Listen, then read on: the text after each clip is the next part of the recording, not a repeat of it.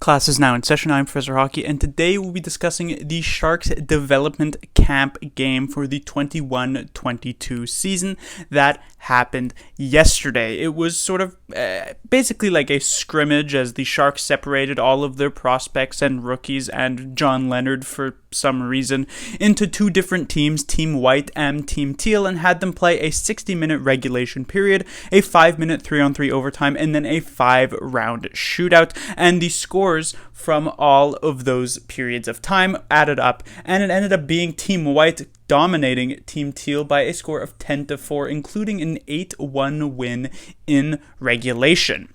Now I'm going to be discussing about three players, basically three high-profile players for each of these teams, Team White and Team Teal. But before I get into that, just a couple of honorable mentions. I'll mention Adam Raska from Team White. He was on a line with Danil Gushchin, who I will of course get to later, but Raska actually looking pretty good in that regard. He was a 7th-round pick from a couple of years ago, and there obviously wasn't a ton of hype around him because it was a 7th-round pick, but actually looking pretty decent. Could he project to be an NHL player? It's possible as maybe a 4th liner because he definitely seems to be a bit of a hard-working type of player, and then that's definitely something that could be destined for a bottom 6 role. On Team Teal, I may be looking a bit more at Brandon Coe, as he was the third player on that top line of William Eklund, Thomas Bordeleau, and then himself. And so the fact that he actually earned the honor of playing with, two of the better Sharks prospects at the forward position definitely shows that the coaches, or whoever was there, Ricci and Marchment was the coach of Team Teal, had a lot of faith in him. So we'll see what happens with Coe in the future over these next couple of years. But moving on into the players to talk about on Team White, we will start with Kniazev, a player drafted in the 2nd round of the 2019 draft, though that was actually the Sharks' first pick in that draft because they had traded away their 1st-round pick in the Evander Kane deal that year to the Buffalo Sabres. And Kniazev was, in my opinion, the best defenseman on either team in this development camp game. Just looked very skilled, very poised, very strong on the puck, and seemed to be making a lot of the right choices. Obviously, a couple of small mistakes and missteps here or there, but that is to be expected out of basically any player, not just players at a development camp.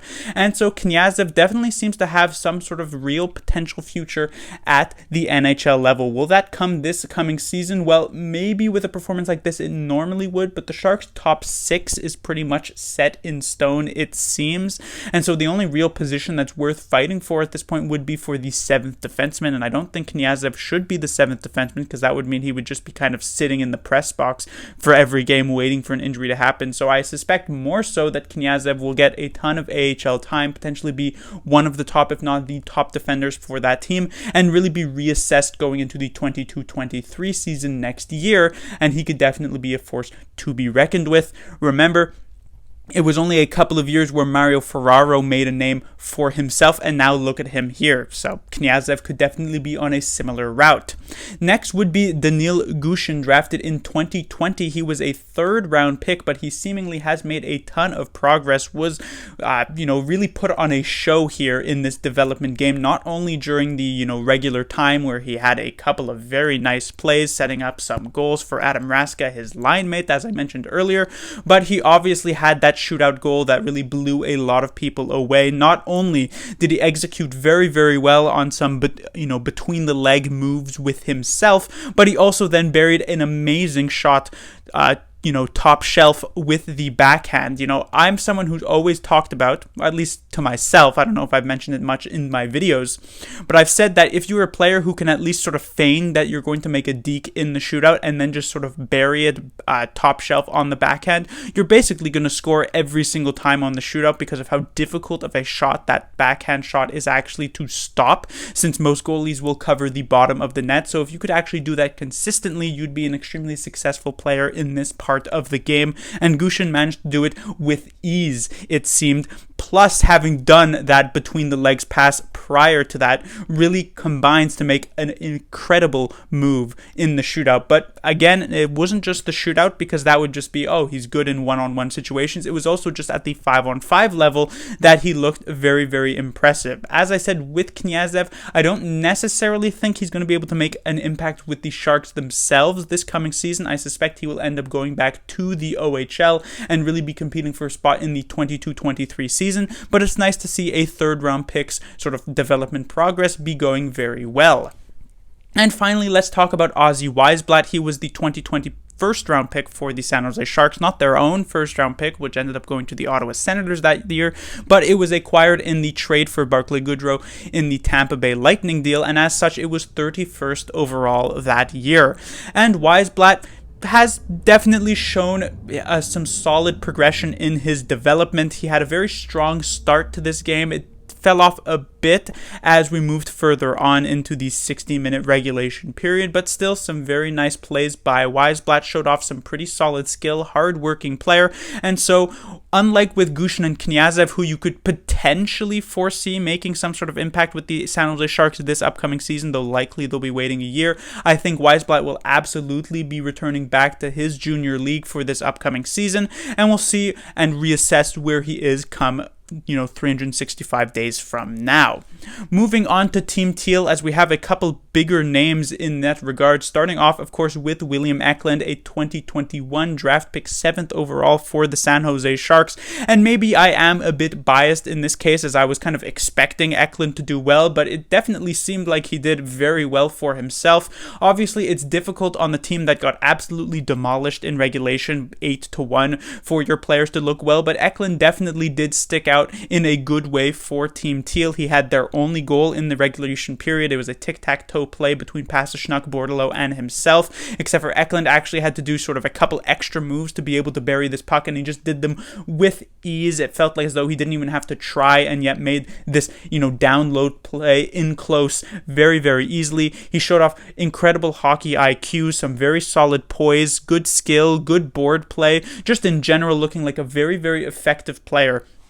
And basically, when it comes to his future this season, it kind of seemingly is in the hands of William Eklund, because he absolutely could stay in North America and very well compete for a spot on the NHL roster if he really wanted to, or at the very least be a top player for the Barracuda. But he also has that option, if he wants to go back to Sweden for that full year there and really come back significantly stronger for the 22-23 season. So really, his future is in his own hands, whatever he wants to try and do. We've already seen the first overall pick from this year's draft, 2021, Owen Powers, decide he's going to head back to school and play with Michigan next season, so he will not be with the Buffalo Sabres at the very least to start the year, so it wouldn't be completely out of the question, and it's actually kind of expected that Eklund not get time with the NHL team this season, but it definitely is a possibility if he wants it to be. Next, I'll be talking about Bordeleau. He was a line mate for Eklund in this development camp game. Bordeleau, maybe a bit of the spotlight was off of him because of the fact that most people were watching William Eklund, but Bordeleau, very impressive in his own right, showing off very strong hockey IQ as well, some very nice passing on top of that. As I said, it's difficult to look great in a game where your team got absolutely demolished, but Bordeleau once again managed to do that. He has already decided that he is going back to school for this upcoming season with Michigan. That team is looking like an absolute powerhouse, so it's likely he's going to get, some championship experience as well. And we'll see when that school season does conclude, which usually comes around March. Sometimes those college players could actually join their NHL franchise immediately after that. And Bordeleau is potentially an option for that, though I suspect will likely, as I've said with a lot of the players in this video, be seeing him more so in the 22-23 season. And finally, let us talk about Ryan Merkley, the first-round pick from the 2018 draft for the San Jose Sharks. While the biggest spotlight was obviously on William Eklund for this development camp game, I would say the second biggest spotlight was likely on Ryan Merkley, because a lot of people were looking at him to see if he can finally make a name for himself for this season, because we've been waiting a couple of years. When Ryan Merkley was drafted in 2018, it was said he had, the skill at the purest level to be, one of the best defensemen in that year's draft, but he would take a couple of years of development time because of the fact that he had some attitude issues, and of course his defensive game was not particularly good.